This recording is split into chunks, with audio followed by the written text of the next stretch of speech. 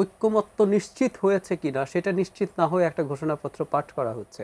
সেই সময় ডক্টর ইউনূস যখন আসলেন তিনি আসলে শেখ হাসিনার সাথে আওয়ামী লীগের সাথে অ্যালাইন্ড মানুষ ছাড়া সবার সমর্থন পেয়েছিলেন। ডক্টর ইউনূস কি আগের জায়গায় আছেন এখন?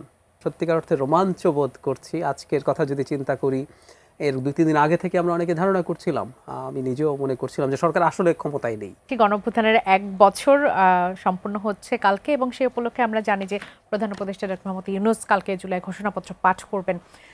বিশেষ সতর্কতার সাথে, বিশেষ নিরাপত্তার সাথে এই ঘোষণাপত্রকে রাখা হয়েছে। এর সম্পর্কে খুব বেশি কিছু জানা যাচ্ছে না। বিএনপি ইতিমধ্যে বলেছে, আমি শিরোনামে যেমনটি বলছিলাম, যে তাদের সংশোধনে যদি মানা না হয় তাহলে তারা প্রতিক্রিয়া দিবে। আমরা ধরে নিচ্ছি তাদের সেই সংশয়ের জায়গা আছে বলে সেটি তারা বলছে। আমি আপনার কাছে জানতে চাইবো যে এই ঘোষণাপত্র সবচেয়ে বড় প্রশ্নটা যেটি দাঁড়াচ্ছে সেটা হচ্ছে আইনি ভিত্তি এবং বাস্তবায়ন সেটি সম্ভব কিনা। আপনার কাছে এটি আমার প্রশ্ন, যে রাজনৈতিক প্রতীক হয়ে থাকবে নাকি এটি বাস্তবায়নযোগ্য হবে? ধন্যবাদ। আমার কাছে এই জিনিসটা আসলে ভালো লাগলো না। সেটা হচ্ছে ঐক্যমত্য নিশ্চিত হয়েছে কিনা সেটা নিশ্চিত না হয়ে একটা ঘোষণাপত্র পাঠ করা হচ্ছে।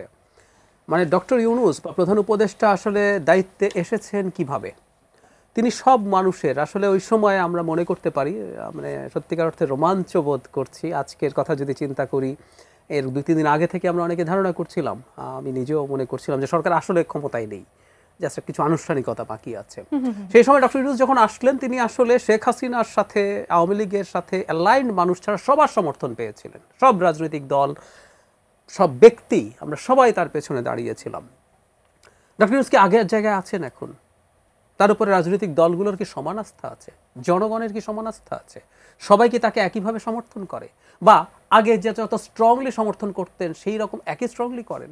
তো তাহলে তিনি এখন যদি মনে করেন যে ধরনের একটা ঘোষণাপত্র তিনি তার পছন্দে পড়ে ফেলতে পারেন, আমার কাছে এটা সঠিক বলে মনে হয় না। বিশেষ করে রাজনীতির সবচেয়ে বড় স্টেক হোল্ডার মানে বিএনপির অনেক সমালোচনা আমরা করতে পারি। সত্যিকার অর্থেই ক্ষমতায় যাওয়ার আগেই তাদের বেশ কিছু অনিয়ম দুর্নীতির খবর প্রকাশিত হয়েছে এবং এগুলো নিয়ে বিএনপি নিজেই পদক্ষেপ নিচ্ছে। দ্যাট মিনস বিএনপি নিজে এন্ডোর্স করে। কিন্তু এটা তো ফ্যাক্ট যে শেখ হাসিনার পতন এবং পালিয়ে যাওয়া, আমি কিন্তু 5 আগস্ট থেকে প্রায় বলছি যে পালিয়ে যাওয়াটা আমরা যোগ করতে থাকবো। উনি পালিয়ে গেছেন, উনি বিরাট লম্বা লম্বা কথা বলেছিলেন যদিও। তার পতন এবং পালিয়ে যাওয়ার পর থেকে বিএনপি বাংলাদেশে একমাত্র এবং তার নিকটতম যে প্রতিদ্বন্দ্বী জামায়াতে ইসলামী, সেও যোজন যোজন দূরে। সো এই দলটার সাথেও যদি তার ঐক্যমত্য না হয়ে তিনি কিছু ঘোষণা করতে যান, আমার কাছে মনে হয় এটা একটা নতুন কেওস তৈরির সম্ভাবনা থাকবে। কারণ জনাব সালাউদ্দিন যেভাবে বলছেন যে তাদের সংশোধনীগুলো যদি গৃহীত না হয়, আর গৃহীত না হলেও যদি আলোচনা করে আপনি ঠিক করে নিতেন যে না এগুলো নিতে পারছি না, আপনারা অ্যাগ্রি করেন, তো একটা অ্যাগ্রিমেন্ট হলে এটা সমস্যা ছিল না। এখন যদি শেষ পর্যন্ত, এবার পরের অংশে আসি, যদি শেষ পর্যন্ত মানে বিএনপি যদি এটা মেনে না নেয়, এটার আইনি ভিত্তি আসলে আর চিন্তা করা হাস্যকর। কিন্তু যদি বিএনপি মেনে নেয় তারপর কি করব? একটা ডিবেট আছে যে এটাকে সংবিধানের পার্ট করব কি করব না। আমি মনে করি আমরা একমত যদি হই, আমাদের সংবিধানের অংশ এটা হতে পারে। কারণ আমরা স্বাধীন বাংলাদেশে, 71কে সরিয়ে রেখে বলছি, 71 তখন আমরা স্বাধীন হইনি, স্বাধীন বাংলাদেশে এই রকম এই স্কেলের ঘটনা আসলে তো আর ঘটেনি। সো স্বাধীন বাংলাদেশে আমাদের যে জার্নিটা, ঘোষণাপত্রে পুরো জার্নিটার কথা আছে। 71 পরবর্তী সময় আমরা নানানভাবে আমাদের এই স্টেটের উপরে চ্যালেঞ্জ তৈরি হয়েছে, সেটা আমরা ওভারকাম করেছি, আমাদের সংগ্রামের ইতিহাস আছে।